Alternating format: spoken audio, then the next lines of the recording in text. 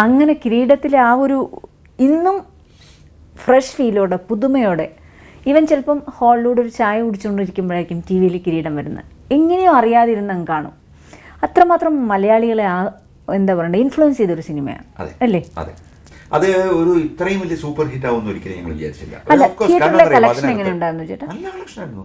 ഓ അത് ശരി. അത് ആ സിനിമ പലരുടെയും വിചാരം അതിനകത്ത് തിയേറ്ററിൽ വന്ന പൈസ മുഴുവൻ ഞങ്ങൾക്ക് കിട്ടി എന്നുള്ളതാണ്. പക്ഷെ അതല്ല. അതിന്റെ സത്യാവസ്ഥ എന്ന് വെച്ചാൽ ഞങ്ങളത് ഔട്ട്റൈറ്റ് കൊടുത്തു. ഔട്ട്റൈറ്റ് കൊടുത്തുകൊണ്ട് 7 Arts ആയിരുന്നു അതിന്റെ ഡിസ്ട്രിബ്യൂട്ടർ. അപ്പൊ 7 Arts വിജയകുമാറിനാണ് അതിന്റെ മേജർ ബെനിഫിറ്റ് കിട്ടിയത്.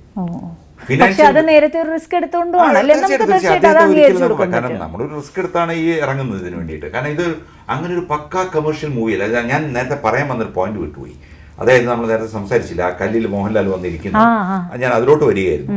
അതില് അതിന്റെ കാര്യം എന്ന് വെച്ച് കഴിഞ്ഞാൽ ഈ സ്ക്രിപ്റ്റ് വായിച്ചു കഴിഞ്ഞപ്പോൾ ലോഹിദാസ് എഴുതി വെച്ചിരിക്കുന്നത് വെച്ച് കഴിഞ്ഞാൽ ഇപ്പൊ നമ്മൾ സിനിമയിൽ കാണുന്ന ആ ക്ലൈമാക്സ് ആണ് എഴുതി വെച്ചിരിക്കുന്നത്. അപ്പൊ ഞങ്ങളിത് ഇതിന് മുമ്പായിട്ട് ഒരു ഡിസ്കഷൻ വന്നു കഴിഞ്ഞപ്പോഴേക്കും അതിനകത്ത് 7 Arts വിജയകുമാറൊക്കെ ഉണ്ട്. അപ്പൊ വിജയകുമാറിന്റെ ഒരു സജഷൻ, നമുക്കിത് കുറച്ചുകൂടെ മോഹൻലാലിന് ഹീറോയിസം കൊടുക്കണ്ടേ?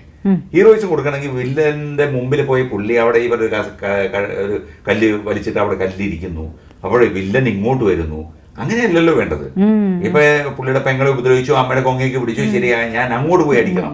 ഇതാണല്ലോ സിനിമയിൽ നമ്മൾ കണ്ടുവരുന്നത്. അപ്പൊ നമുക്ക് ആ സ്റ്റൈലല്ലേ വേണ്ടത്. ഒരു അമാനുഷികതയാണ് എവിടെയും ഹീറോ എന്ന് പ്രതീക്ഷിക്കുന്നത്. പക്ഷേ അക്കാര്യത്തിൽ വിജയകുമാർ ഒറ്റ ഇതായിട്ട് നിന്നു.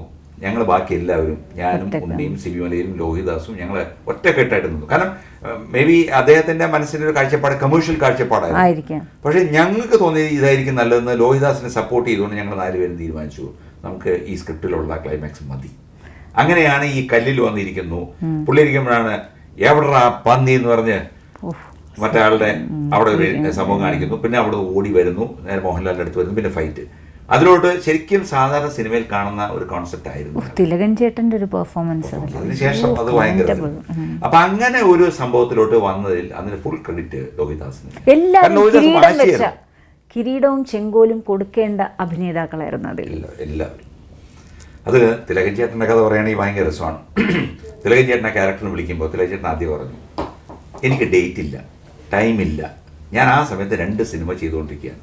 പുള്ളി അന്ന് ഡേറ്റ് കൊടുത്തിരിക്കുന്നത് ചാണക്യൻ എന്ന് പറയുന്ന കമലഹാസൻ സിനിമയ്ക്ക് ഡേറ്റ് കൊടുത്തിട്ടുണ്ട്. പിന്നെ എൻ്റെ തന്നെ വേറെ സുഹൃത്തായ മഹേഷ് പ്രൊഡ്യൂസ് ചെയ്ത വർണ്ണം എന്ന് പറഞ്ഞ പടത്തിൻ്റെ ആ സിനിമയ്ക്ക് കൊടുത്തത്.